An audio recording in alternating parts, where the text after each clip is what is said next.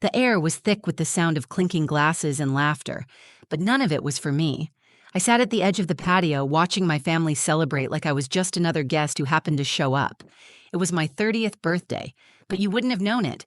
There were no banners with my name, no cake waiting for me, just smiling faces gathered around someone else, raising their glasses high. For a moment, I thought maybe they had a surprise planned, something hidden just out of sight. I held on to that tiny hope the way a child clutches a balloon in the wind. I tried to smile. I tried to remind myself that it didn't matter. I was used to being the background noise in my own family. I had survived worse. Across the yard, I spotted my mother, Francine, laughing and adjusting the collar of my sister Sienna's new fiancé. My father, Edward, stood a few feet away, sipping his drink silently like he always did. Sienna, of course, looked radiant in her perfect white sundress, soaking in all the attention. Everyone had gathered for her today, and I, Adelaide Cole, Addie, the daughter who always blended into the background, sat quietly, feeling smaller than ever. I thought that would be the worst part, being forgotten again. But then the gate creaked open.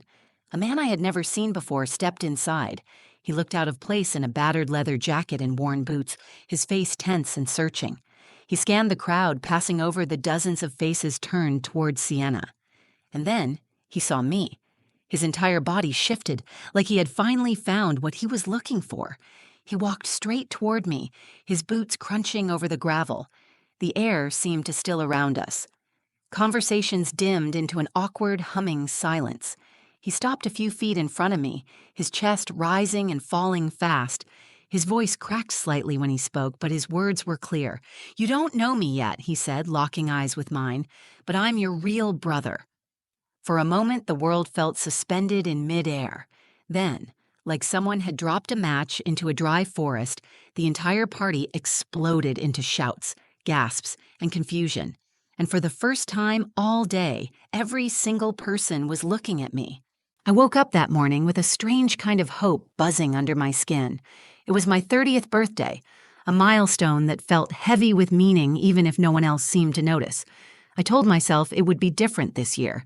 Maybe they had something planned, something small but thoughtful. Maybe this time they would really see me. The house smelled like fresh-cut grass and lemon polish when I came downstairs. The backyard was already transformed. Strings of pastel lights zigzagged overhead. Tables were set with floral centerpieces and gold-rimmed glasses. A 3-tiered cake sat on a long table, frosted in perfect white, though my name was nowhere on it. It was the kind of party people posted about, the kind you looked at and thought, what a beautiful family.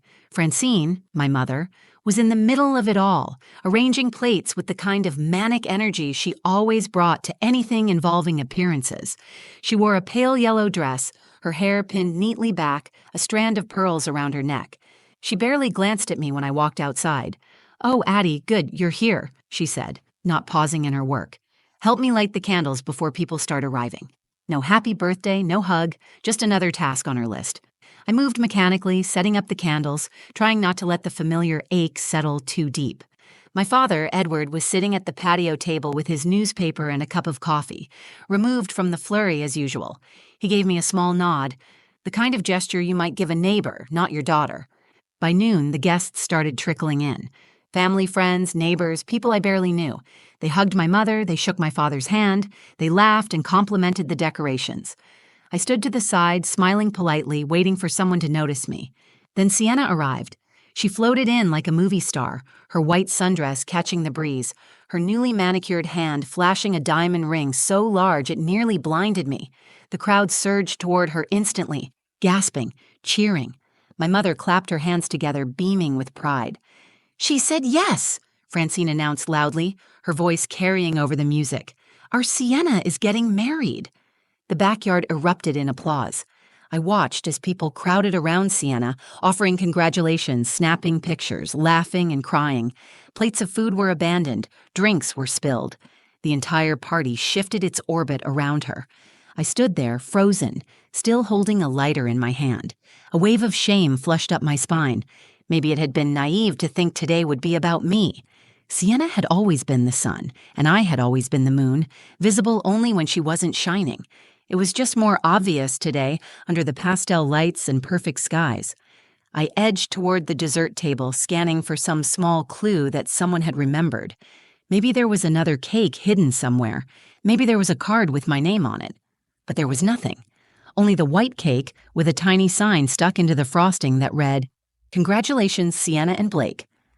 Cassie, my best friend since college, had called me earlier that morning. I should have listened to her. "They better go all out for you," she had said. "You deserve it." I had laughed then, brushing her off. Now, standing alone while my family celebrated without me, that laughter felt like a betrayal. I pulled out my phone and stared at Cassie's last text. "Happy 30th, Addie, I love you. Don't let them make you small today."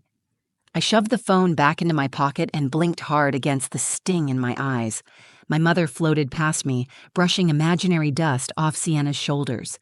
She didn't even notice me. I finally forced myself to walk over, weaving through the clusters of people. "Mom," I said quietly, touching her elbow. She turned, startled like she hadn't even seen me standing there.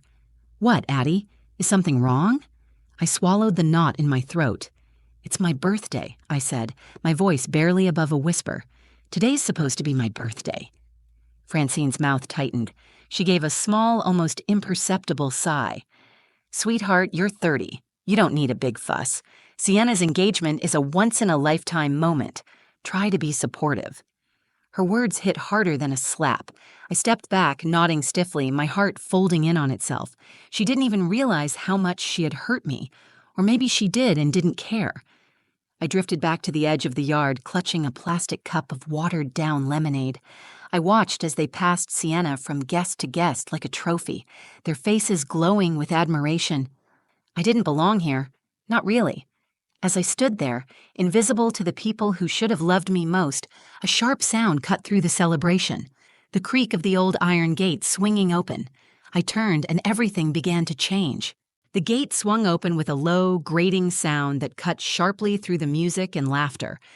I glanced toward it without thinking, expecting to see another neighbor arriving late with a bottle of wine in hand.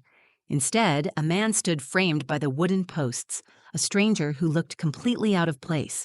He wore a battered leather jacket despite the heat and had a guarded expression, like he was ready to bolt at the first wrong move. His hair was messy, a little too long, and his boots were dusty like he had walked across town to get here. There was something raw about him, something unsettled, like a storm gathering just out of reach. Nobody else seemed to notice him yet. They were too busy clinking glasses and snapping photos of Sienna posing with her hand splayed to show off her new diamond. I stared, feeling the air tighten around me. The man's eyes swept across the crowd once, twice, and then they locked onto me. Not past me, not near me, directly at me. I froze. Something inside me stirred, something deep and instinctive that I could not explain. Without hesitating, he started moving, straight toward me. Each step he took seemed to pull the world tighter around us. My heart pounded so loudly in my ears that I barely heard the low hum of conversation falter as people finally noticed him crossing the yard. Heads turned. Whispered questions passed between groups. Who was he? What was he doing here? The man stopped a few feet in front of me, close enough that I could see the worry etched into the lines of his face. His hands were trembling slightly, but he kept his voice steady. "You don't know me yet," he said, loud enough for the people nearest to hear, "but I'm your real brother." For a moment, nobody moved. The words seemed to hover in the thick Georgia air, heavy and unbelievable. Then chaos broke out. Guests gasped and clutched at each other. A woman near the dessert table dropped her drink. My mother's hand shot to her mouth in shock. My father rose from his chair so quickly it scraped against the stone patio. Sienna let out a sharp, disbelieving laugh, looking back and forth between me and the stranger like she was waiting for someone to yell that it was a joke. But it wasn't a joke. It couldn't be. I stared at him, trying to speak, trying to move, but my body refused. The words, "real brother," echoed in my mind, colliding with 30 years of assumptions, 30 years of lies I hadn't even known were there. My mother was the first to recover. She stepped between us, her hands raised in a placating gesture. "I don't know who you are," she said sharply. "You need to leave, now." The man's jaw tightened. He did not move. "You know exactly who I am, Francine," he said, his voice rising. "You stole her from us." A collective gasp rippled through the guests. Several people backed away, pulling out their phones, ready to record whatever was about to happen. My mother turned to me, her eyes wild and desperate. "Adelaide, listen to me," she said. "He's lying. He's trying to confuse you." But her voice was shaking. Her hands were shaking. I looked at my father, searching his face for some kind of anchor, some kind of reassurance that this was all a terrible misunderstanding. But he would not meet my eyes. He just stared down at his shoes, shame written in every line of his body. My stomach dropped. My skin prickled with cold. I turned back to the man. "What's your name?" I asked, my voice barely steady. "Eli Madden," he said. "I'm your brother. You were taken from our family when you were a baby. Our mother never stopped looking for you. I never stopped looking." The ground felt like it was tilting under my feet. I gripped the back of a chair to stay upright. I wanted to scream. I wanted to run. I wanted to disappear. But something inside me, something stubborn and battered, kept me standing. I stared at my mother, the woman who had raised me, who had taught me to tie my shoes, who had packed my lunches and driven me to piano lessons. The woman who had also, apparently, built my entire life on a lie. The crowd waited, silent and expectant, all eyes on me. I felt my voice scrape its way out of my throat. "I want to know the truth." Francine's face crumpled for a brief second before she straightened her spine and lifted her chin, the mask of control snapping back into place. "There's no truth to find," she said tightly. "You are our daughter." But the words rang hollow. They fell into the heavy, accusing silence without finding purchase. Eli looked at me with a mixture of hope and heartbreak so raw that it cleaved something open inside my chest. I took a step toward him, and in that moment I made a decision that would change everything. The air around me felt sharp and thin as I took that first step toward Eli. I could feel the dozens of eyes following me, the whispered conversations swelling behind me like a rising tide. My family watched in stunned silence, frozen in place, unsure whether to pull me back or let me go. I stopped just in front of Eli. Up close, he looked even more real. His eyes, the same deep brown as mine, were red around the edges, like he had been carrying too many years of unshed tears. His hands twitched at his sides as if he wanted to reach for me but did not know if he was allowed. I opened my mouth, but the questions crowded too quickly to say just one. Instead, I asked the only thing that mattered. "How do you know?" Eli's voice was steady when he answered, but pain lived in every word. "We have the same birthmark," he said, "on our left shoulder blade, like a crescent moon. Our mom used to kiss it every night before bed and call us her moon twins. You were kidnapped from the park when you were 2. They said you drowned, but she never believed it. She searched for you until the day she died." I felt my knees weaken. I reached instinctively for the back of a nearby chair to steady myself. My mind raced through fragments of childhood memories. The strange scar I had always wondered about but was told was a surgery mark. The way my mother flinched when anyone mentioned adoption stories. The family photos that only started after I was around 3 years old. I heard my mother behind me, her voice tight and commanding. "Adelaide, this is ridiculous. That is a coincidence. This man is trying to manipulate you. Do not let him confuse you." I turned slowly to face her. Her arms were crossed tightly over her chest. Her face was pale, but her eyes still blazed with authority.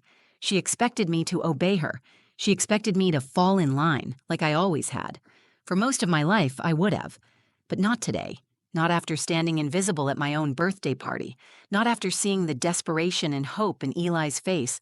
Not after feeling the weight of every tiny moment that had never quite made sense. I let go of the chair and stood upright, my voice stronger than I thought possible. "I want to see it," I said. Francine's mouth opened, ready to protest, but I raised my hand to stop her. "I need to see it for myself." Eli nodded without hesitation. He shrugged off his jacket and pulled the collar of his t-shirt down. And there it was, a small, perfect, crescent-shaped birthmark on his shoulder blade, just like the one I had seen in the mirror my whole life. The world tilted. I pulled my own collar aside and heard the collective gasp from the guests as I revealed the identical mark on my back. Silence fell over the backyard. Even the birds seemed to stop singing. I turned slowly, scanning the faces of the people I had called family for 3 decades. My father looked away, guilt carving deep lines into his face. My mother stood rigid, her mouth tight, her hands trembling. Sienna stepped forward, her voice uncertain. "Addie, maybe there's an explanation. Maybe Mom and Dad had their reasons." Her words were meant to soothe, but they only stoked the fire rising in my chest. I met her eyes and saw for the first time that she did not understand. She had always been the one chosen, the one celebrated. She had never known what it felt like to be the afterthought, the second choice, the forgotten daughter. "There is no reason good enough for this," I said quietly. The words tasted like ash on my tongue, but they were true. I turned back to Eli. He stood there, still waiting, still offering a choice without forcing it. For the first time all day, someone was giving me the chance to decide who I was going to be. I nodded. "Let's go." Gasps rippled through the crowd. My mother called my name, a desperate plea, but I did not turn back. Eli offered me his jacket. I slipped it over my shoulders and followed him toward the gate. Every step I took felt lighter. The house, the party, the heavy expectations, all faded behind me. I did not know where the road ahead would lead, but for the first time in my life, it would be a road I chose for myself. As I stepped through the gate, I realized I had not lost a family today. I had found a piece of myself I never knew was missing, and I was not going to let anyone take it from me again. The gate slammed shut behind us, cutting off the sounds of the party like a door closing on an old life. Eli and I walked quickly down the driveway, my pulse racing so hard I could barely hear anything else. I clutched his jacket tighter around my shoulders, breathing in the unfamiliar scent of leather and something warm and real that made my throat tighten. He opened the passenger door of a battered blue pickup truck parked at the curb. I hesitated for a heartbeat, glancing back at the house where my entire life had just collapsed. People were spilling into the yard, staring after us, whispering, pointing. My mother stood frozen on the porch, her hands clenched at her sides, her face unreadable. My father remained seated at the patio table, head bowed as if the weight of his own silence had finally crushed him. I slid into the truck without another word. Eli climbed in beside me, his hands steady as he started the engine. We drove away slowly at first, then faster once we cleared the neighborhood. The farther we went, the easier it was to breathe. The sun dipped low in the sky, throwing long shadows across the road. For a while, neither of us spoke. I stared out the window, watching the houses blur past, each one a reminder of the life I had thought was mine. Finally, Eli broke the silence. "I'm sorry," he said quietly. "You deserved so much better than this." I turned to him, studying the sharp set of his jaw, the sadness etched into his features. There was no performance here, no manipulation, just a brother who had lost something and spent years clawing through the dark to find it again. "You were just a kid," I said. "You didn't have a choice." He gripped the steering wheel tighter. I never stopped looking. I promised her I wouldn't. "Her?" I asked. "Our mom, Leah Madden." The name hit me harder than I expected.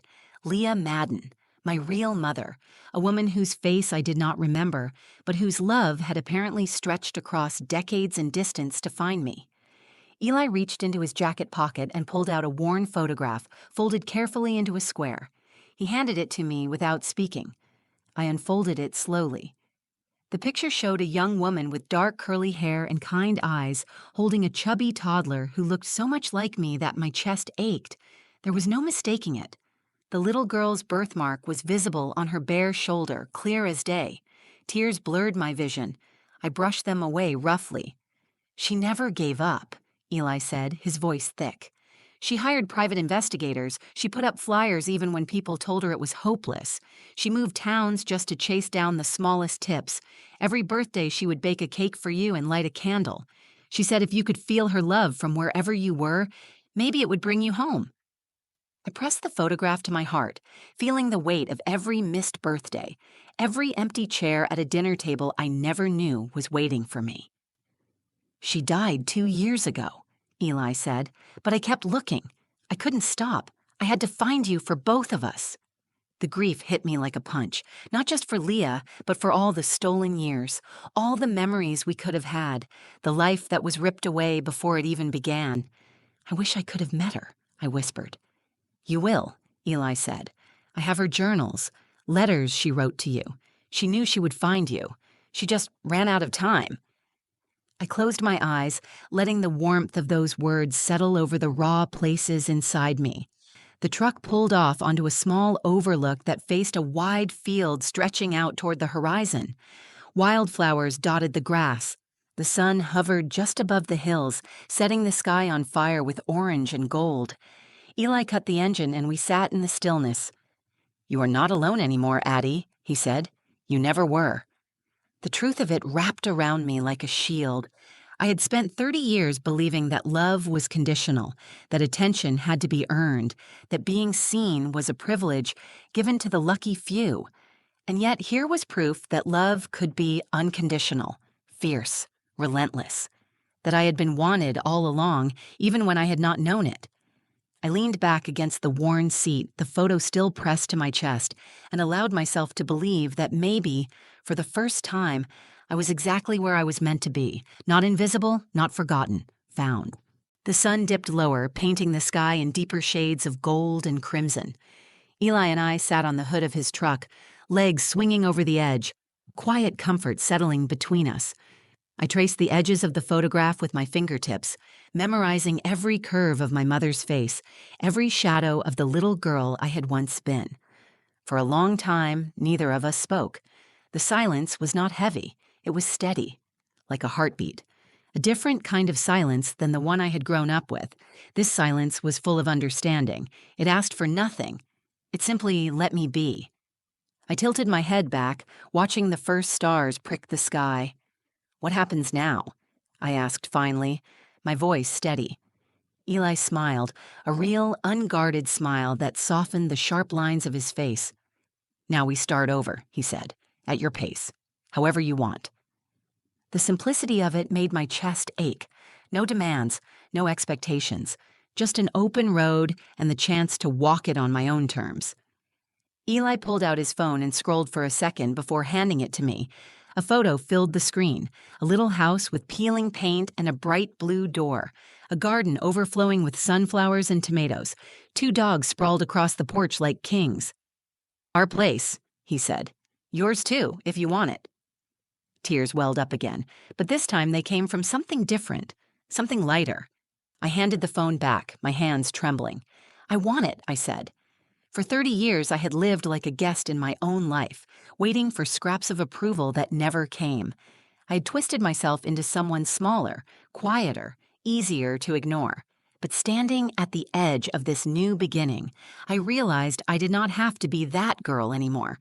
I had been chosen. I had been found. I reached into my pocket and pulled out my phone. My thumb hovered over Cassie's contact before I pressed call. She picked up immediately. "Addie, are you okay? I saw the posts. People are saying crazy things." I laughed, a real laugh that cracked open something inside me. "I am okay," I said. "Better than okay. I found my real family today." There was a pause and then her voice, full of warmth and fierce loyalty. "I always knew you were meant for something bigger than them." "I just needed a little help finding it," I said, glancing at Eli, who grinned and shrugged like it was no big deal, like he had not just dragged me out of the wreckage of my life. We hung up after a few minutes, promising to meet soon. I put my phone down and stared out over the field, the stars multiplying by the second. "I used to think love had to be earned," I said softly, "that if I just worked hard enough, stayed quiet enough, maybe someday they would see me." Eli shook his head. "Love like that isn't love," he said. "It's control." The words settled into me like seeds, finding cracks I had not even realized were there. They made me feel like I was too much and not enough at the same time, I said.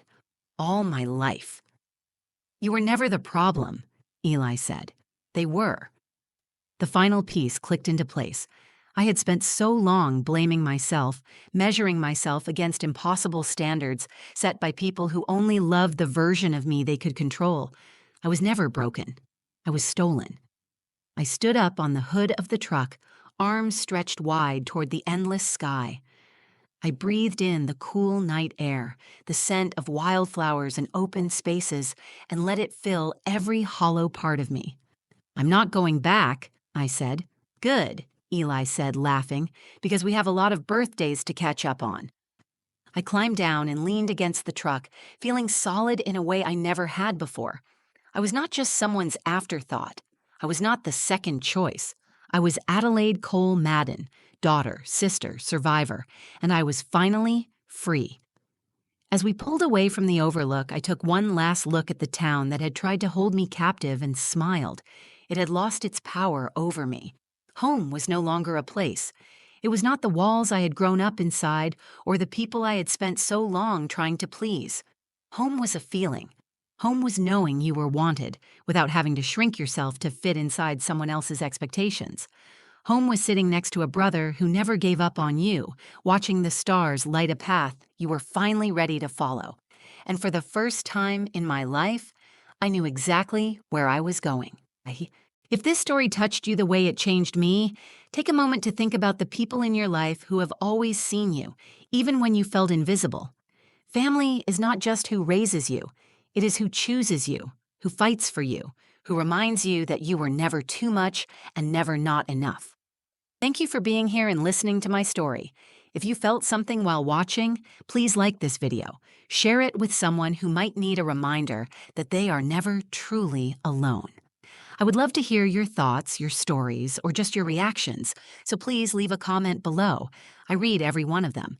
And if you want to hear more true stories about resilience, love, and finding your way back home, make sure you subscribe to the channel. There is so much more to come, and I would be honored to have you on this journey with me.